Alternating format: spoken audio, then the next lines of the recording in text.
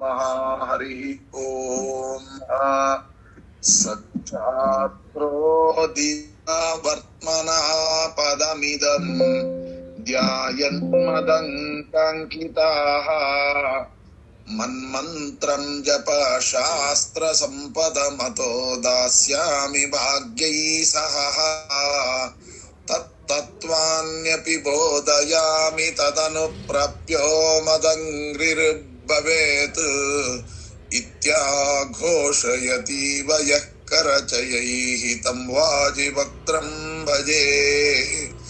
ಅಸ್ಮದ್ಗುರು ಸಮಾರಂಭಾಂ ಟೀಕಾಕೃತ್ಪಾದಮಧ್ಯಗಾಂ ಶ್ರೀಮದಾಚಾರ್ಯ ಪರ್ಯಂತಾಂ ವಂದೇ ಗುರು ಪರಂಪರಾಂ. ಹರೇ ಶ್ರೀನಿವಾಸ ಗುರು ರಾಘವೇಂದ್ರ. ಶ್ರವಣ ಮಾಡತಕ್ಕಂತಹ ಎಲ್ಲ ಆಧ್ಯಾತ್ಮ ಬಂಧುಗಳಿಗೂ ಕೂಡ ವಂದನೆಗಳನ್ನ ಅರ್ಪಿಸುತ್ತಾ, ಬ್ರಹ್ಮರುದ್ರಾದಿ ವಂದ್ಯಂ ತ್ವಾಂ ಭಜೆ ವೆಂಕಟನಾಯಕಂ ನಿವಾರಯಿಸ್ವಾನಿಷ್ಟಾನಿ ಸಾಧಯೇಷ್ಟಾದವ. ನಿನ್ನೆ ದಿವಸ ನರಸಿಂಹದೇವರಿಗೆ ಅರ್ಪಣೆಯನ್ನ ಮಾಡಿದ್ರು ಅಂತನ್ನುವಂತ ಕಥೆಯನ್ನ ನಾವು ಕೇಳಿದ್ವಿ. ಅಂದರೆ ಅಹೋಬಿಲ ನರಸಿಂಹನಿಗೆ ನೈವೇದ್ಯವನ್ನ ಮಾಡು ಅಂತ ಬ್ರಹ್ಮದೇವರನ್ನ ಕೇಳಿದ್ದಾರೆ. ಆಗ ಬ್ರಹ್ಮದೇವರು ಅವಶ್ಯವಾಗಿ ಆಗಲಿ ಅಂತ ಹೇಳಿ ಏನು ಅಂತ ಹೇಳಿದ್ರು, ಏಕೋ ವಿಷ್ಣು ಮಹದ್ಭೂತಂ ಪೃಥಗ್ಭೂತಾನ್ಯನೇಕಶಃ ತ್ರೀನ್ ಲೋಕಾನ್ ವ್ಯಾಪ್ಯ ಭೂತಾತ್ಮ ವಿಶ್ವಭುಗವ್ಯಯಃ. ಪ್ರತಿಯೊಬ್ಬ ವ್ಯಕ್ತಿಗಳು ಊಟ ಮಾಡೋದಕ್ಕಿಂತ ಮುಂಚೆ ಈ ಶ್ಲೋಕವನ್ನು ಹೇಳಿಕೊಂಡು ಊಟ ಮಾಡಿದ್ರೆ ಅನಂತ ಪಟ್ಟು ಫಲ. ಹಾಗಾಗಿ ಮತ್ತೊಮ್ಮೆ ಹೇಳ್ತೇನೆ, ಏಕೋ ವಿಷ್ಣು ಮಹದ್ಭೂತಂ ಪೃಥಗ್ಭೂತಾನ್ಯನೇಕಶಃ ತ್ರೀನ್ ಲೋಕಾನ್ ವ್ಯಾಪ್ಯ ಭೂತಾತ್ಮ ಭುಂಕ್ತೆ ವಿಶ್ವಭುಗವ್ಯಯಃ. ಅಂದ್ರೆ ಅಭಿಪ್ರಾಯ ಏನು ಅಂದ್ರೆ, ಏಕೋ ವಿಷ್ಣು ಮಹದ್ಭೂತಂ, ಜಗತ್ತಿನಲ್ಲಿ ಯಾರಾದರೂ ಇದ್ದಾರೆ ಅಂದ್ರೆ ಅದು ಆ ಭಗವಂತ. ಪೃಥಗ್ಭೂತಾನ್ಯನೇಕಶಃ, ಅನೇಕ ಜೀವರಾಶಿಗಳ ಒಳಗಡೆ ಕೂತುಕೊಂಡು ಊಟ ಮಾಡೋದು. ಅಹಂ ವೈಶ್ವಾನರೋ ಭೂತ್ವ ಪ್ರಾಣಿನಾಂ ದೇಹಮಶ್ರಿತಃ ಪ್ರಾಣಾಪಾನ ಸಮಾಯುಕ್ತಂ ಪಚಾಮ್ಯನ್ನ ಚತುರ್ವಿಧಂ ಅಂತ ಏನು ಗೀತೆಯ 15ನೆಯ ಅಧ್ಯಾಯದಲ್ಲಿ ಹೇಳಿದ್ದಾರೆ. ಆ ಮಾತನ್ನ ನಮಗೆ ಇಲ್ಲಿ ತಿಳಿಸಿಕೊಡ್ತಾ ಇದ್ದಾರೆ. ಇದು ಕೂಡ ಗೀತೆಯ ವಾಕ್ಯವೇ. ಅಲ್ಲಿ ಹೇಳ್ತಾ ಇದ್ದಾರೆ, ಪ್ರತಿ ಒಬ್ಬರ ಒಳಗಡೆ ನಿಂತುಕೊಂಡು ಊಟ ಮಾಡತಕ್ಕಂತಹವನು ಭಗವಂತನೇ ಅಂತ. ಈ ರೀತಿಯಾಗಿ ತ್ರೀನ್ ಲೋಕಾನು ವ್ಯಾಪ್ಯ ಭೂತಾತ್ಮ ಭುಂಕ್ತೆ ವಿಶ್ವಭುಗವ್ಯಃ, ಪ್ರತಿ ಒಬ್ಬರ ಒಳಗಡೆ ಕೂತುಕೊಂಡು ಊಟ ಮಾಡುವ ನಮ್ಮ ಸ್ವಾಮಿ ಅಂತ ಅನುಸಂಧಾನವನ್ನ ಮಾಡಿಕೊಂಡು ತೀರ್ಥ ಪ್ರಸಾದಾದಿಗಳನ್ನ ನಿತ್ಯದಲ್ಲೂ ಸ್ವೀಕಾರ ಮಾಡಬೇಕು. ಅಷ್ಟ ದಿಕ್ಪಾಲಕರು ಬಡಿಸ್ತಾ ಇದ್ದಾರಂತೆ. ಹಾಗೆ ಬಡಿಸಿ ಪ್ರಾರಂಭ ಮಾಡಿದ್ರೆ ಪಾತ್ರಾಭಿಗಾರಂ ಆರಭ್ಯ, ಅಂದ್ರೆ ಪಾತ್ರಾಭಿಗಾರವನ್ನ ಮಾಡುವುದರಿಂದ ಮೊದಲು ಮಾಡಿಕೊಂಡು ಉಪ್ಪು ಕೋಸಂಬರಿಗಳು, ಎರಡೆರಡು ಕೋಸಂಬರಿಗಳು, ಎರಡೆರಡು ಪಲ್ಯಗಳು, ಗೊಜ್ಜು, ಚಿತ್ರಾನ್ನ, ತೋವೆ, ಭಕ್ಷ್ಯಗಳು, ಪಾಯಸ, ಅನ್ನ, ಇದೆಲ್ಲ ಯಾವ ಯಾವ ಜಾಗದಲ್ಲಿ ಬಡಿಸ್ಬೇಕೋ ಆಯಾ ಜಾಗದಲ್ಲೇ ಬಡಿಸ್ಬೇಕು. ಯಾಕೆ ಅಂತ ಕೇಳಿದ್ರೆ ಕಾರಣ ಏನದು ಅಂದರೆ, ಆಯಾಯ ಸ್ಥಳದಲ್ಲಿ ಆಯಾಯ ಪದಾರ್ಥಗಳ ಅಭಿಮಾನಿ ದೇವತೆಗಳು ಕೂತುಕೊಂಡಿರ್ತಾರೆ ಅಂತ ಅನುಸಂಧಾನ. ಹಾಗಾಗಿ ಆಯಾಯ ಪದಾರ್ಥಗಳಲ್ಲಿ ಆಯಾಯ ದೇವತೆಗಳು ಆಯಾಯ ಜಾಗದಲ್ಲಿ ಕೂತಿರ್ತಾರೆ. ಹಾಗಾಗಿ ಆಯಾಯ ಪದಾರ್ಥಗಳನ್ನ ಆ ಜಾಗದಲ್ಲೇ ಬಡಿಸ್ಬೇಕು. ಕೋಸಂಬರಿ ಬಡಿಸುವ ಜಾಗದಲ್ಲಿ ಪಾಯಸ ಬಡಿಸಬಾರದು, ಪಾಯಸ ಬಡಿಸುವ ಜಾಗದಲ್ಲಿ ಕೋಸಂಬರಿ ಬಡಿಸಬಾರದು. ಹೀಗೆ ಆಯಾಯ ದೇವತೆಗಳ ಅನುಸಂಧಾನವನ್ನ ಮಾಡಿಕೊಳ್ಳಲಿಕ್ಕೆ ಅಂತ ಹೇಳಿ ಕೊನೆಗೆ ಎಲ್ಲಿ ತನಕ ಅಂತಂದ್ರೆ, ಕೊನೆಗೆ ಲವಣಂಚ ಸಮಾರಭ್ಯ ಘೃತಾಂತಂ. ಘೃತಾಂತಂ ಅಂದ್ರೆ ಏನು, ಎಲ್ಲ ಬಡಿಸಿ ಆದ್ಮೇಲೆ ಮತ್ತೊಮ್ಮೆ ಅಭಿಗಾರ ಮಾಡಬೇಕು. ಆವಾಗಲೇ ಅದು ಭೋಜನ ಅಂತ ಅನಿಸಿಕೊಳ್ಳುತ್ತೆ. ಭವಂತೋ ಜ್ಞಾನ ಸಂಪೂರ್ಣ. ದೇವರು ಹೇಳ್ತಾ ಇದ್ದಾರಂತೆ, ನೀವೆಲ್ಲರೂ ಮಹಾಜ್ಞಾನಿಗಳಾಗಿದ್ದೀರಿ, ಭಗವಂತನ ದಯಾ ಪಾತ್ರರಾಗಿದ್ದೀರಿ. ಅಂದ್ರೆ ಆ ಭಗವಂತನ ಅನುಗ್ರಹಕ್ಕೆ ಪೂರ್ಣ ಪಾತ್ರರಾಗಿದ್ದೀರಿ. ಪರ ಕಷ್ಟ ಪರ ಹೆಚ್ಚುಗಳು ಆಗಿದೆ ಅಂತಹ, ಅಂದ್ರೆ ಇನ್ನೊಬ್ಬರ ಕಷ್ಟವನ್ನ ಸಹಿಸಿಕೊಳ್ಳಲಾರಿರಿ, ನಿಮ್ಮಟ್ಟು ಬಂದ್ರು ಕೂಡ ಸಹಿಸಿಕೊಳ್ಳುವಂತವರಾಗಿದ್ದೀರಿ ಅಂತ ಮಹಾತ್ಮರು ಇಲ್ಲಿಗೆ ಬಂದಿದ್ದೀರಿ. ಆವಾಗ ಭಗವಂತ ಹೇಳುವಂತ ಒಂದೊಂದು ಮಾತುಗಳನ್ನು ಕೂಡ ಅದ್ಭುತವಾಗಿ ವರ್ಣನೆ ಮಾಡ್ತಾರೆ. ಭವತಾಂ ಜ್ಞಾನ ಪೂರ್ಣಾನಾಂ ಕಿಮಾನ್ನೇನಾದ್ಯತ ಪೂರ್ಣತಾಂ. ನಾವು ಕೊಡೋದು ಯಾವ ಲೆಕ್ಕ ನಿನಗೆ, ನೀವೆಲ್ಲ ಜ್ಞಾನ ಪೂರ್ಣರಾಗಿದ್ದೀರಿ. ಭವಿಷ್ಯತಿ ಮಹಾಪ್ರಾಜ್ಞ ದಯಾವಂತಸ್ತಪೋದನಾಹ ದರಿದ್ರಂ ಮಾಂ ಜಾನಂತಂ. ಪರಮಾತ್ಮ ಹೇಳ್ತಾ ಇದ್ದಾನೆ, ನಾನು ದರಿದ್ರನಿದ್ದೇನೆ. ಸಜಲಂ ಲಘು, ನಾವು ಕೊಡೋದು ಅನ್ನ ನೀರು, ಅದರೊಳಗೆ ನೀವು ತೃಪ್ತಿ ಪಡಬೇಕು ಅಂತ. ಏನಿದರ ಅರ್ಥ? ಭಗವಂತ ದರಿದ್ರನೋ ಅಂತ ಪ್ರಶ್ನೆ ಬಂದಾಗ ಆಗ ಅದಕ್ಕೆ ಉತ್ತರ ಕೊಡ್ತಾರೆ. ದರಿದ್ರ ಅನ್ನುವ ಶಬ್ದಕ್ಕೆ ದರಿದ್ರಂ ಮಾಂ, ದರಿ ಅಂದ್ರೆ ಗುಹೆ ಅಂತ ಅರ್ಥ. ದರಿ ಅಂದ್ರೆ ಗುಹೆ ಅಂತ ಅರ್ಥ. ಇಷ್ಟು ದಿವಸ ನಾನು ಗುಹೆಯಲ್ಲಿದ್ದವನು ಅಂದ್ರೆ ಹುತ್ತದಲ್ಲಿದ್ದವನು ಅಂತ. ದರಿದ್ರಂ ಮಾಂ ಅಂದ್ರೆ ಹುತ್ತದೊಳಗಿದ್ದುಕೊಂಡೇ ಇಡೀ ಜಗತ್ತನ್ನು ನಿಯಂತ್ರಿಸಿದವನು ಅಂತ ಅರ್ಥ. ದರಿದ್ರಂ ಮಾಂ ಅಂದ್ರೆ ಮೇಲ್ನೋಟಕ್ಕೆ ಏನರ್ಥ?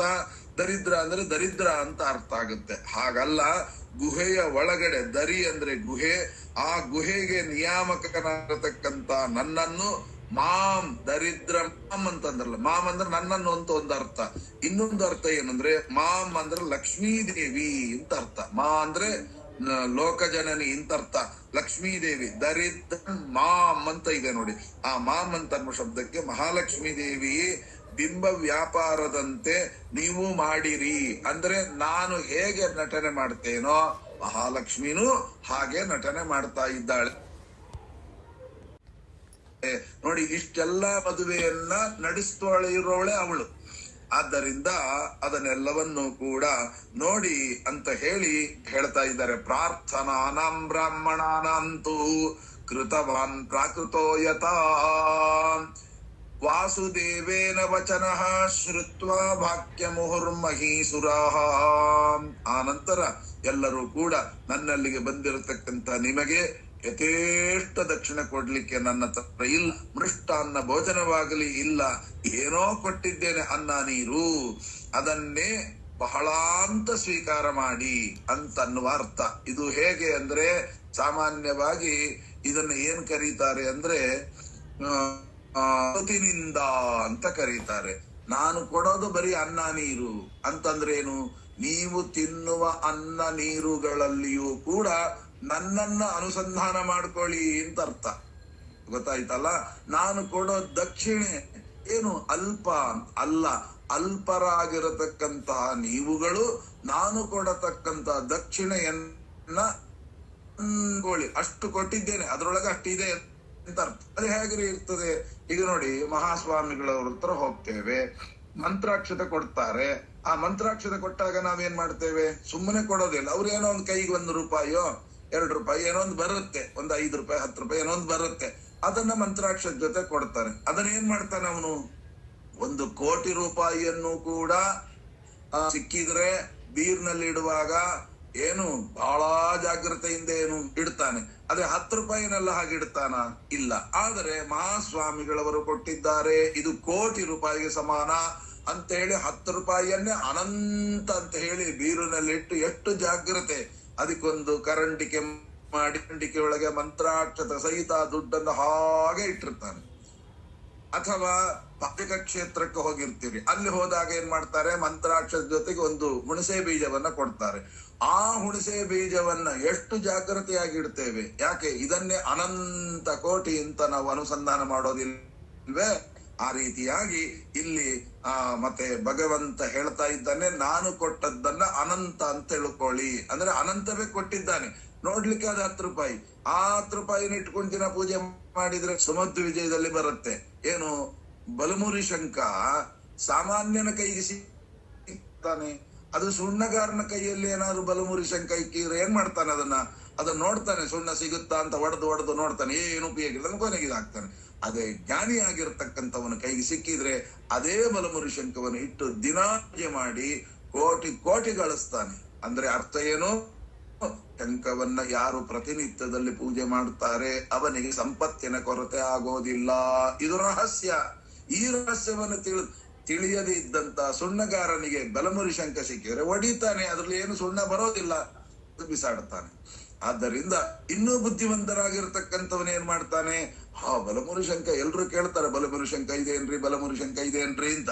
ಆಗ ಏನ್ ಮಾಡ್ತಾನೆ? ಓಹೋ, ಈ ಬಲಮುರಿ ಶಂಕಕ್ಕೆ ಭಾರಿ ಬೆಲೆ ಇದೆ ಅಂತ ಕಾಣುತ್ತೆ ಅಂತ ಏನೋ ಒಂದು ಅವನ್ ಲೆಕ್ಕಾಚಾರ. ಒಂದ್ ಶಂಖಕ್ಕೆ ಏನೋ 100-200 ಇರುತ್ತೆ. ಅವ ಏನಂತಾನೆ, ಒಂದು 500 ರೂಪಾಯಿ ಆಗುತ್ತೆ ರೀ ಅಂತಾನೆ. 500 ರೂಪಾಯಿ ಆಗ್ತಾನೆ, ಆಯ್ತು ತಗೋ ಅಂತ ಇವನ ಆಲೋಚನೆ ಮಾಡ್ತಾನೆ. 20 ರೂಪಾಯಿ ಶಂಖಕ್ಕೆ 10 ರೂಪಾಯಿ ಹೇಳಿದ್ರು ಕೂಡ ಕೊಡ್ತಾನಲ್ಲ, ಹಾಗಾದ್ರೆ ನೆಕ್ಸ್ಟ್ ಸಲ ಏನ್ ಮಾಡ್ಬೇಕು, 3000 ಅಂತ ಹೇಳ್ಬೇಕು, ಅದಕ್ಕೂ ಕೊಡ್ತಾನೆ. ಹೀಗೆ ಅವನ್ ಏನ್ ಮಾಡ್ತಾನೆ, ವ್ಯಾಪಾರ ದೃಷ್ಟಿಯಿಂದ ಓ ಈ ಶಂಖಕ್ಕೆ ಭಾರಿ ಬೆಲೆ ಇತ್ತ ಏನ್ ಮಾಡ್ತಾನೆ, ಬಾಕ್ಸ್ಗಳನ್ನೆಲ್ಲ ಒಳ್ಳೆ ಕ್ಲಾಸ್ ಬಾಕ್ಸಿಗೆ ಇದು ನೋಡಿ ಇಷ್ಟು ಬೆಲೆ ಬಾಳುವಂತದ್ದು ಅಂತ ಹೇಳ್ತಾರೆ, ನಾವು ತಗೊಳ್ತೇವೆ. ಹಾಗೆ ಕೆಲವರು ವ್ಯಾಪಾರ ದೃಷ್ಟಿಯಿಂದ ಮಾಡಿದ್ರೆ ಅದನ್ನು ತಗೊಂಡವ ಏನ್ ಮಾಡ್ತಾನೆ, ಜ್ಞಾನಿಯಾಗಿದ್ರೆ ಅದನ್ನ ತಂದು ಮನೆಯಲ್ಲಿಟ್ಟು ಕೋಟಿಗಟ್ಟಲೆ ಸಂಪಾದನೆ ಮಾಡ್ತಾನೆ. ಹಾಗೆ ಅದನ್ನ ಇಟ್ಟು ಪೂಜೆ ಮಾಡಿದ್ರೆ ಅಷ್ಟು ಸಂಪತ್ತು ಸಿಗುತ್ತೆ ಅಂತ. ಇದನ್ನೆಲ್ಲವನ್ನು ಕೂಡ ಭಗವಂತ ಹೇಳ್ತಾ ಇದ್ದಾನೆ. ನಾನು ಹೇಳಿದ ಹಾಗೆ ಕೊಟ್ಟದ್ದನ್ನ ಅನಂತ ಅಂತ ತಿಳ್ಕೊಳ್ಳಿ, ಅಂದ್ರೆ ನಾನು ಕೊಟ್ಟದ್ದೇ ಅನಂತ, ಆ ಅನಂತವನ್ನ ತಿಳ್ಕೊಳ್ಳಿ ಅಂತ, ಇದ್ದದ್ದನ್ನ ಇದ್ದಾಗೆ ತಿಳ್ಕೊಳ್ಳಿ ಅಂತ ಭಗವಂತ ಹೇಳ್ತಾನೆ. ಆಗ ಋಷಿ ಇದ್ದಾರೆ, ಸ್ವಾಮಿ ತವ ಅನ್ನಂ ಅದ್ಭುತಂ ಪ್ರಖ್ಯಂ ಮುಕ್ತಿ ಸಾಧನಂ ವಯಂ ಧನ್ಯ ಕೃತಾರ್ಥ ಸ್ಮಃ ಕಲೌ ಪಾಪಕುಲೇ ಹರೇ. ಸ್ವಾಮಿ ಈ ಔಪಚಾರಿಕವಾದ ಮಾತುಗಳು ಬೇಡ ಸ್ವಾಮಿ. ಶ್ರೀನಿವಾಸ, ಪಾಪ ಭೂಯಿಷ್ಠವಾಗಿರತಕ್ಕಂತ ಕಲಿಯುಗದಲ್ಲಿ ನೀನು ನೀಡಿದ ಅನ್ನ ಅಮೃತಕ್ಕೆ ಸಮ. ಈ ದೃಷ್ಟಿಯಿಂದಲೇ ಅವನು ಹೇಳಿದ್ದು. ಯತಿರ್ಯತ್ರ ಗೃಹೇ ಭುಂಕ್ತೆ ತತ್ರ ಭುಂಕ್ತೆ ಹರಿಸ್ವಯಂ, ಹರಿರ್ಯತ್ರ ಗೃಹೇ ಭುಂಕ್ತೆ ತತ್ರ ಭುಂಕ್ತೆ ಜಗತ್ರಯಂ. ಭಗವಂತ ಕೊಟ್ಟದ್ದರಲ್ಲಿ ಇಡೀ ಜಗತ್ತೇ ತುಂಬಿದೆ. ಆ ರೀತಿಯಾಗಿ ನೀನೇ ಕೊಡಬೇಕು, ನೀನಿಂದ ಯಾರು ಕೊಡೋರಿದ್ದಾರೆ, ನೀನೇ ತಾನೇ ಕೊಡೋನು, ಹಾಗೆ ಅಂತ ಹೇಳಿ ಅವ್ರನ್ನ ಹೇಳ್ತಾ ಇದ್ದಾರೆ. ಅದರಲ್ಲಿಯೂ ಕೂಡ ಅಮೃತ ರಸವನ್ನ ನೀಡಿ ನರಸಿಂಹನ ಪ್ರಸಾದ ರೂಪವಾಗಿರತಕ್ಕಂತಹ ಮುಕ್ತಿಗೆ ಸೋಪಾನವಾದ ಜ್ಞಾನವನ್ನ ನೀಡಿದ್ದಿ. ಅಪರೋಕ್ಷ ಜ್ಞಾನಕ್ಕೆ ಸಾಧನವಾಗಿರ್ತಕ್ಕಂಥ ಈ ಪ್ರಸಾದವನ್ನ ನೀಡಿದೆ. ನರಸಿಂಹ ಪ್ರಸಾದೋಯಂ ಸರ್ವೇ ಗೃಹ್ಣಂತ ವೈಷ್ಣವಾಹ ಅಂತ ಹೇಳಿ ಅಂತ ನೀರುಗಳನ್ನು ಹೊಂದಿರತಕ್ಕಂತ ನಾವೇ ಧನ್ಯರು. ಕೈಯಿಂದ ಒಂದು ಹನಿ ಬಿದ್ರು ಅದು ಅನಂತ ಪುಣ್ಯದಾಯಕ. ಇವತ್ತೆಲ್ಲ ಊಟ ಕೂತಿರ್ತೇವೆ, ಸ್ವಾಮಿಗಳು ಬಂದು ಒಂದ್ ಲೌಟ ಪಾಯಸ ಹಾಕಿದ್ರು ನಾವು ಕೂತಲ್ಲಿಗೆ ಅಂದ್ರೆ ನಮ್ಗೇನು ಮೋಕ್ಷ ಇನ್ನೇನು 2 ಗೇಣು. ಮಹಾಸ್ವಾಮಿಗಳವರು ಬಂದು ನನಗೆ ಪಾಯಸ ಕೂತಲ್ಲಿಗೆ ಬಂದು ಪಾಯಸ ಬಡಿಸಿದ್ರು, ಏನ್ ಆನಂದ ಆಗುತ್ತೆ. ಬಡಿಸೋನು ಬಡಿಸ್ತಾನಲ್ಲ ಅದು ಬೇರೆ, ಸ್ವಾಮಿಗಳು ಬಂದು ನಮಗೆ ಒಂದು ಸೌಟು ಪಾಯಸ ಹಾಕಿದ್ರೆ ಏನ್ ಆನಂದ. ಹಾಗೆ ಭಗವಂತ ಬಂದು ಉಪಚಾರ ಮಾಡ್ತಾ ಇದ್ದಾನೆ ಅಂದ್ರೆ ಏನ್ ಅದ್ಭುತವಾಗಿರತಕ್ಕಂಥದ್ದು. ಆ ಋಷಿಗಳ ಒಂದು ಸಾಧನೆ ಬಹಳ ಅದ್ಭುತವಾಗಿರತಕ್ಕಂತ ಮಾತುಗಳನ್ನು ಹೇಳ್ತಾ ಇದ್ದಾರೆ. ಅಭಿನಂದ್ಯತಮಿತ್ತಂತೆ ಅಭುಂಜತ ಭೋಜಾಂತರಂ ರಾಜನ್ ಬ್ರಾಹ್ಮಣಾನಾಂ ಯಥಾರ್ಹತಃ. ಅದಕ್ಕೆ ಏನ್ ಮಾಡ್ತಿದ್ರಂತೆ, ಭೋಜನ ಮಾಡುವಾಗ ಎಲ್ಲರೂ ಊಟ ಮಾಡ್ತಾ ಇದ್ರಂತೆ. ಆಗ ಒಂದು ಕ್ಷಣ ಬಿಡದೆ ಬ್ರಾಹ್ಮಣರು ಆಪೋಷಣ ತೆಗೆದುವ ತನಕವೂ ಕೂಡ ಘಂಟಾನಾದ ಆಗ್ತಿತ್ತಂತೆ. ಆ ಘಂಟಾನಾದ ಎಲ್ಲಿ ತನಕ ಕೇಳ್ತಾ ಇತ್ತು, ಆ ಸೇತು ಹಿಮಾಚಲ ಅಂದ್ರೆ ಈ ತುದಿಯಿಂದ ಹಿಡ್ಕೊಂಡು ಆ ತುದಿಯ ತನಕವೂ ಪ್ರತಿ ಒಬ್ಬರಿಗೂ ಆ ಘಂಟಾನಾದ ಕೇಳ್ತಾ ಇತ್ತಂತೆ. ಆ ಘಂಟಾನಾದದಲ್ಲಿ ಎಲ್ಲ ವೇದಗಳು ಶಾಸ್ತ್ರಗಳು ಎಲ್ಲ ಹೊರಹೊಮ್ತಾ ಇದೆ ಅಂತ ಅದನ್ನು ಶ್ರವಣ ಮಾಡ್ತಾ ಇದ್ದಾರೆ ಇವರೆಲ್ಲ ಮುಕ್ಕೋಟಿ ದೇವತೆಗಳು. ಇದನ್ನ ಯಾಕೆ ಹೇಳ್ಬೇಕಾಗಿತ್ತು ಅಂದರೆ, ನಾವು ಕೂಡ ಊಟ ಮಾಡುವಾಗ ಬೇಡಾದ ಮಾತುಗಳನ್ನ, ಯಾವತ್ತಿಗೂ ಕೂಡ ಊಟ ಅನ್ನುವಂಥದ್ದು ಒಂದು ದೊಡ್ಡ ಜೀವನ, ದೊಡ್ಡ ಸಾಧನೆ. ಯಾಕೆ ಅಂದ್ರೆ ಈ ಇಡೀ ದೇಹ ಸಾಧನ ಶರೀರ ಬಿದು ನೀದೆಯದಿ ಕೊಟ್ಟ ನಿಲ್ಲೋದೇ ಆಹಾರದಿಂದ. ಆ ಆಹಾರವನ್ನ ಸಾಧನ ಶರೀರ ನಿಲ್ಲಲಿಕ್ಕಾಗಿ ತೆಗೆದುಕೊಳ್ಳುವ ಆಹಾರವನ್ನ ಒಂದೊಂದು ತುತ್ತು ತಿನ್ನುವಾಗಲೂ ಕೂಡ ಶಾಸ್ತ್ರಾರ್ಥ ವಿಚಾರಗಳಿರ್ಬೇಕೆ ಹೊರತು ಅದನ್ನ ಬಿಟ್ಟು ಕೆಲವು ನೋಡ್ಬೇಕು ಮೌನ ಅಂತ. ಊಟ ಕೂತಾಗ ಮೌನ ಮಾಡ್ಬೇಕು ನಿಜ, ಆದ್ರೆ ಮೌನ ಅಂತ ಹೇಳ್ಬಿಟ್ಟು ಅಂತೆಲ್ಲ ಅನ್ನೋದಲ್ಲ. ಮೌನ ಅನ್ನುವ ಶಬ್ದಕ್ಕೆ ಅರ್ಥ ಏನು? ಸಂಸ್ಕೃತದಲ್ಲಿ ಹೇಳ್ತಾರೆ, ಪ್ರಾಕೃತ ಭಾಷೆಯಿಂದ ಮಾತನಾಡಬೇಡ, ಏನು ದೇವರ ವಿಷಯವನ್ನ ಮಾತನಾಡು. ಊಟ ಕೂತಾಗ ದೇವರ ವಿಚಾರವನ್ನ ನೀವು ಮಾತನಾಡಿದರೆ ಅದು ಸರ್ವತಾ ಮೌನ ಖಂಡನೆ ಆಗೋದಿಲ್ಲ. ನಿಜವಾದ ಮೌನ ಅಂದ್ರೆ ನೀನ್ ಬಾಯಿ ಮುಚ್ಚಿಕೊಂಡು ತಿಂತಾ ಕೂತ್ಬಿಟ್ರೆ ಅದು ಮೌನ ಅಲ್ಲ. ಆ ಭಗವಂತನ ವಿಷಯವನ್ನೇ ಪ್ರಾರಂಭದ ಮೊದಲು ಮಾಡಿಕೊಂಡು ಕೊನೆಯ ತನಕ ಭಗವಂತನ ವಿಚಾರ ಬಿಟ್ಟು ಬೇರೆ ಆ ಕಡೆ ಈ ಕಡೆ ಯೋಚನೆ ಮಾಡಬಾರ್ದು. ಹಾಗಿದ್ರೆ ಮಾತ್ರ ಅಂತಹ ಊಟಕ್ಕೆ ಬೆಲೆ. ಇಲ್ದಿದ್ರೆ ಇವತ್ತು ನೋಡ್ತೇವೆ ಎಲ್ಲೆಲ್ಲೋ ಕೂತ್ಕೊಂಡು ಏನೇನೋ ಮಾಡ್ಕೊಂಡು ಹರಟೆ ಹೊಡ್ಕೊಂಡು ಅವನ ಮನೆ ಹೀಗೆ ಇವನ ಮನೆ, ಊಟ ಆಗೋದ್ರೊಳಗೆ ಗಲ ಗಲ ಗಲ ಗಲ ಗಲ ಗಲ ಆಗಲ್ಲ. ಊಟ ಕೂತಾಗ ಪ್ರಾರಂಭ ಮಾಡಿದ್ರೆ ದೇವರ ಚಿಂತನೆ ಬಿಟ್ಟು ಬೇರೆ ಚಿಂತನೆ, ನೋಡಿ ದೇವರ ಬಗ್ಗೆ ಹೀಗೆ ಮಹಿಮೆ ಇದೆ ಅಂತ ಪಕ್ಕದವನಿಗೆ ಹೇಳಿ ಅದನ್ನ ಮಾತನಾಡೋದು ಬಿಟ್ಟು ಯಾರ್ಯಾರೋ ಬಗ್ಗೆ ಯಾಕೆ ಮಾತನಾಡಬೇಕು? ಬಹಳ ದೊಡ್ಡ ಸಾಧನೆಯನ್ನ ನಾವು ಕಳ್ಕೊಳ್ತಾ ಇದ್ದೇವೆ. ಎಲ್ಲೇ ಊಟಕ್ಕೆ ಹೋಗೋದು ದೊಡ್ಡದಲ್ಲ, ದೊಡ್ಡ ದೊಡ್ಡ ಸಭೆ ಸಮಾರಂಭಗಳಿಗೆ ಹೋಗೋದು ದೊಡ್ಡದಲ್ಲ, ಹೋಗಿ ಅಲ್ಲಿ ಊಟ ಮಾಡ್ತೀವಿ ಅದೂ ದೊಡ್ಡದಲ್ಲ. ಆ ಊಟ ಮಾಡುವಾಗ ಬೇಡಾದ ಹರಟೆಗಳನ್ನ ಮಾಡ್ತಾ ಊಟ ಮಾಡಿದ್ರೆ ಅದರಿಂದ ಆಗುವ ಅನರ್ಥ ಮತ್ತೊಂದಿಲ್ಲ. ಹಾಗಾಗಿ ಊಟ ಕೂತಾಗ ಯಾವತ್ತಿಗೂ ವ್ಯರ್ಥವಾದ ಮಾತನಾಡಬಾರದು, ದೇವರ ವಿಚಾರವನ್ನೇ ಮಾಡಬೇಕು. ದೇವರ ವಿಚಾರವನ್ನ ಮಾಡಿಕೊಂಡು ಪ್ರಸಾದ ಸ್ವೀಕಾರ ಮಾಡಿದ್ರೆ ಮಾತ್ರ ಅದಕ್ಕೆ ಅರ್ಥ ಬರುತ್ತೆ. ಇಲ್ದಿದ್ರೆ ಅನರ್ಥವೇ. ನಾವು ಹೋಗಿ ಏನ್ ಮಾಡ್ತೇವೆ? ಅದಕ್ಕೆ ಹೇಳ್ತಾರೆ ಪುಣ್ಯಕ್ಷೇತ್ರ ಕೃತಂ ಪಾಪಂ ವಜ್ರಲೇಪ ಭವಿಷ್ಯತಿ ಅಂತ. ಹಾಗೆ ಆ ಪುಣ್ಯಕ್ಷೇತ್ರದಲ್ಲಿ ನಾವು ತಿಂದ್ರೆ, ಮಾತನಾಡಿಕೊಂಡು ಹರಟೆ ಹೊಡ್ಕೊಂಡು ತಿಂದ್ರೆ ಅದರಿಂದ ಆಗುವ ಅನರ್ಥ ಮತ್ತೊಂದಿಲ್ಲ. ಆದ್ದರಿಂದ ಸರ್ವತ ಅಲ್ಲಿ ಹೋಗಿ ಪಾಪ ಸಂಘಟನೆ ಮಾಡ್ಕೊಂಡು ಬರೋದಕ್ಕಿಂತ ಹಾಳು ಹರಟೆಗಳನ್ನ ಮಾಡದೆ ಒಳ್ಳೆ ದೇವರು, ನೀವು ಗಲಗಲ ಅಂತೆ ಮಾತಾಡಿ, ನಾವು ಬೇಡ ಅಂತ ಅನ್ನೋದಿಲ್ಲ, ಎಷ್ಟು ಮಾತನಾಡಿದ್ರೂ ತೊಂದರೆ ಇಲ್ಲ.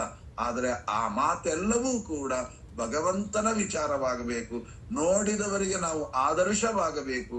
ಅಂದ್ರೆ ಊಟ ಅಂದ್ರೆ ಹೇಗೆ ಮಾಡಬೇಕು, ಅದೊಂದು ಯಜ್ಞ ಎಂಬತಕ್ಕಂತಹ ಅನುಸಂಧಾನ ಬರಬೇಕು.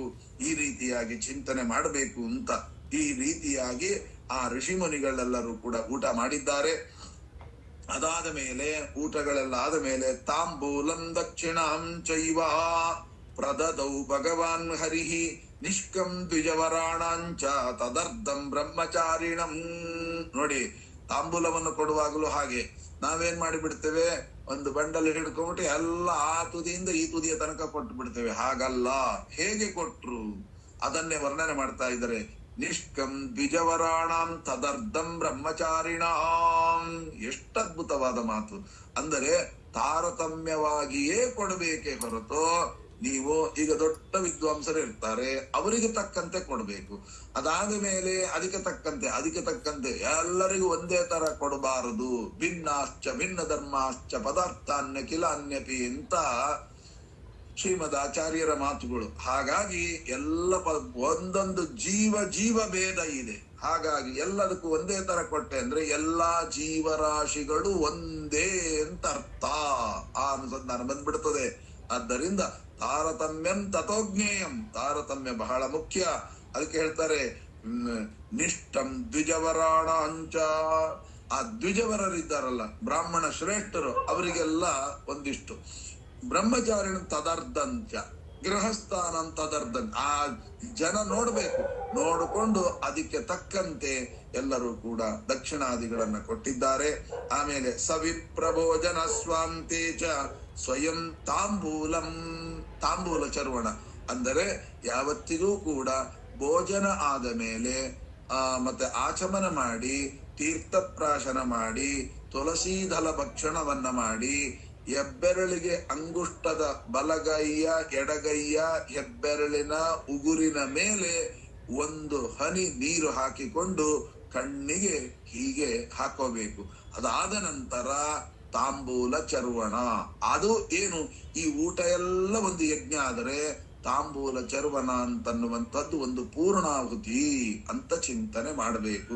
ಕೆಲವರಿಗೆ ಆಗೋದಿಲ್ಲ, ಅಲ್ಲಿಗಾಗೋದಿಲ್ಲ, ಏನೇನೋ ತೊಂದರೆಗಳು, ಅದೆಲ್ಲ ಬೇರೆ.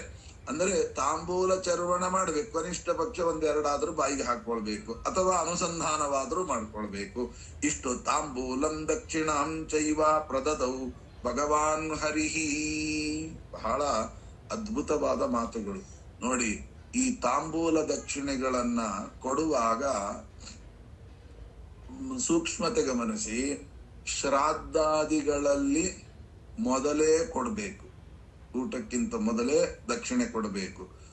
ಶುಭ ಕಾರ್ಯಗಳಲ್ಲಿ ಮಾಡುವಾಗ ಊಟ ಆದ ಮೇಲೆ ಕೂಡಿಸಿ ತಾಂಬೂಲ ಚರ್ವಣಾದಿಗಳ ಆದ ನಂತರ ಅವರಿಗೆ ದಕ್ಷಿಣೆ ಕೊಟ್ಟು ಮಂತ್ರಾಕ್ಷತೆ ಮಾಡಿಸ್ಬೇಕು.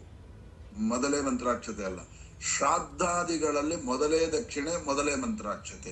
ಇದಕ್ಕೆ ಶುಭ ಕಾರ್ಯಗಳಲ್ಲಿ ಭೋಜನ ನಂತರದಲ್ಲಿ ದಕ್ಷಿಣೆ ಮಂತ್ರಾಕ್ಷತೆ. ಯಾಕೆ ಅಂತ ಕೇಳಿದಾಗ, ಈ ಶ್ರಾದ್ದ ಭೋಜನಕ್ಕೆ ಬಂದವ ಭೋಜನವಾದ ಮೇಲೆ ನಾನು ಹೋಗಿ ಬರ್ತೇನೆ ಅಂತ ಹೇಳಬಾರದು. ಹಾಗೆ ಹೋಗ್ತಾ ಇರ್ಬೇಕು. ಊಟ ಆಯ್ತು ಅಂದ್ರೆ ಕೈ ತೊಳ್ಕೊಂಡು ಹೋಗ್ತಾ ಇರ್ಬೇಕು. ಹಾಗಾಗಿ ಅವನು ಊಟ ಆದ ಮೇಲೆ ಹೇಳದೆ ಹೊರಟು ಹೋಗ್ತಾನೆ. ಹಾಗಾಗಿ ಅಲ್ಲಿ ಮಂತ್ರಾಕ್ಷತೆ ದಕ್ಷಿಣೆ ಇರೋದಿಲ್ಲ. ಇದಾದ್ರೆ ಹಾಗಲ್ಲ, ಮೊದಲೇ ಅವನಿಗೆ ಕೊಟ್ಟು ಬಿಟ್ಟು, ಕೊಡೋದನ್ನೆಲ್ಲ ಕೊಟ್ಟು ಬಿಟ್ಟು, ಊಟ ಮಾಡಿದ್ಮೇಲೆ ಕೈ ತೊಳ್ಕೊಂಡು ಅವನ ಪ್ರಕಾರ ಅವನು ಹೊರಟು ಹೋಗ್ಬಿಡ್ತಾನೆ.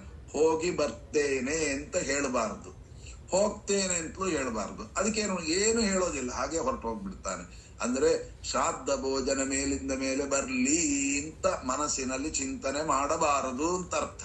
ಹಾಗಾಗಿ ಕೆಲವು ಭೋಜನಗಳಿಗೆ ಕೆಲವು ನಿಯಮಗಳಿದೆ, ಆ ನಿಯಮಗಳ ಪ್ರಕಾರವೇ ಮಾಡಬೇಕು.